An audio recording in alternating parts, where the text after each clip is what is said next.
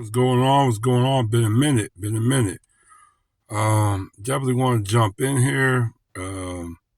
Just give a little bit of pointer what's going on.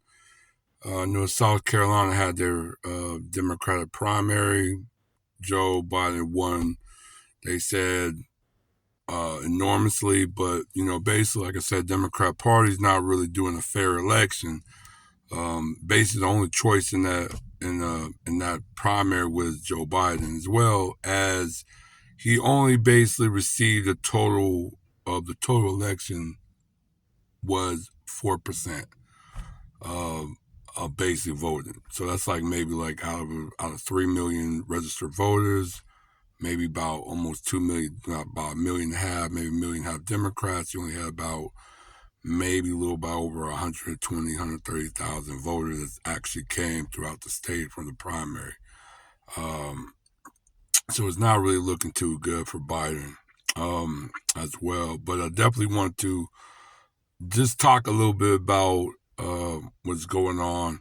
Shout out to my black. Definitely, I knew about um, the mistreatment in other areas and white supremacy and anti-black hostilities and racism, not just in United States, not just but abroad and nationally through the continent, North America, South America, even some notions of the Central Caribbeans, Africa, Asia, Europe, and especially Oceania or Australia. That basically constitute quote like the eighth continent or whatever.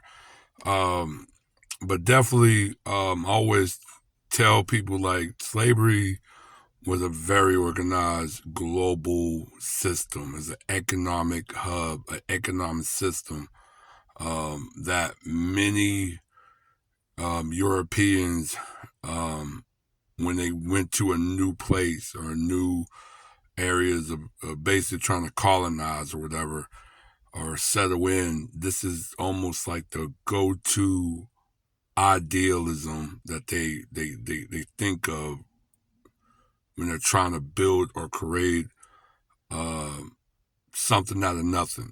You know what I'm saying? And slavery is that go-to ideal of an economic startup.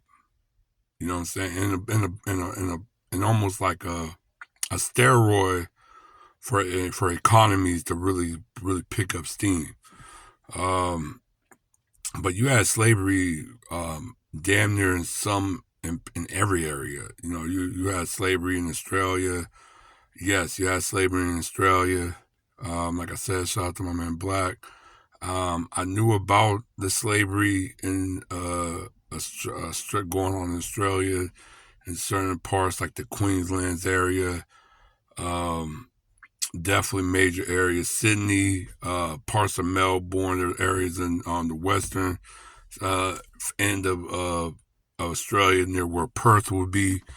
Um, you had a lot of things going on, especially with Melanesians, and they're basically what you would look at as the black people in the South Pacific. Even though there were quote black groups all up and throughout the Austronesian region, that would be basically Austronesian, but the Melanesians were basically like the black of that sub regional group of like Polynesia and Micronesia and etc. Um, but yeah, it was called Blackbird, and it was basically they had a cotton industry. They had a few other industries as well, dealing with cotton. They deal with tobacco. They deal with a few other crops that they were dealing with, but cotton was their number one export, as well as some of their imports. And yeah, they used slave labor.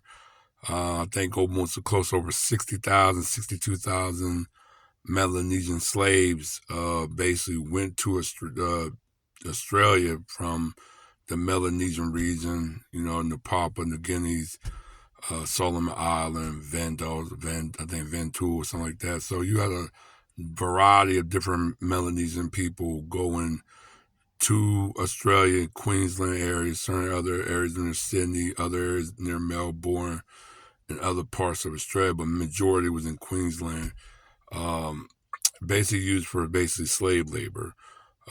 Basically, they were bought. They were basically tied to the property, so it basically was almost like generational. Um, from what I know, it started. It was very short lived. It was almost like Canada, because Canada had slavery as well. Now, from what I knew, they had slavery from 1700 to 1750. They were still a colony at that time.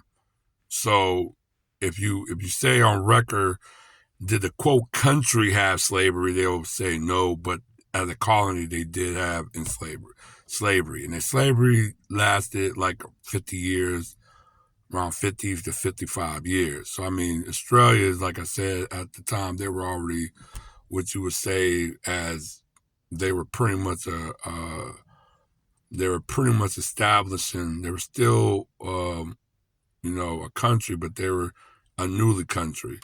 But like I said, they had slavery from 1863 to 1908.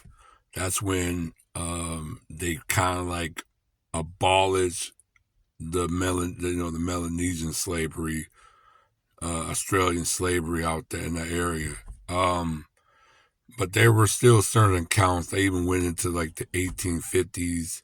They still had slave labor, and some of these Aboriginal people that they were enforcing. Some said indentures, but none of them was really getting paid. The state wasn't really enforcing no law. They were kind of basically complicit in these labor rights for the indigenous people, for the Aboriginal people as well.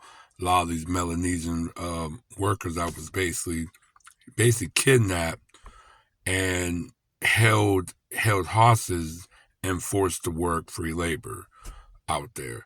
Definitely, like I said, I mean, that's why I would support when they're talking about reparation. I think every black group any group who got basically wronged need their just due as well. Compensation is just as well. Like I said, slavery is not just a United States thing, not just a South American thing or an African thing. This is actually a global thing. But as you see, majority at that time, the go-to slave class and slave labor were black people. And that's just kind of what it is. Like Europeans or white people creating and working to create a country organically is almost unbelievable. It's unreal when you think about it. Same way over here in the United States, black people, if they were enslaved Africans or reclassified indigenous people to become Negro that was forced to become slaves. They created this country. They built this country. They knew the agricultural way of knowledge to even farm a land that they never been to. Many Europeans tried and just failed. You from the Vikings to the Portuguese, the Spanish, to even the English. When you think of Jamestown and stuff like that, it's just kind of what it is. It was just they just had a failure of really trying to figure out the land and how to navigate the land as well. So yeah, I mean, just when you think about it, like how did they create a land? How did they create a country? If they're thinking that they're going to take the credit, but they use slave labor, majority places that's getting these establishments or these states or country off the ground is coming off of slave labor. But yeah, definitely just want to throw that out there. Like I said, and I'll probably keep you posted a little bit. All right, one.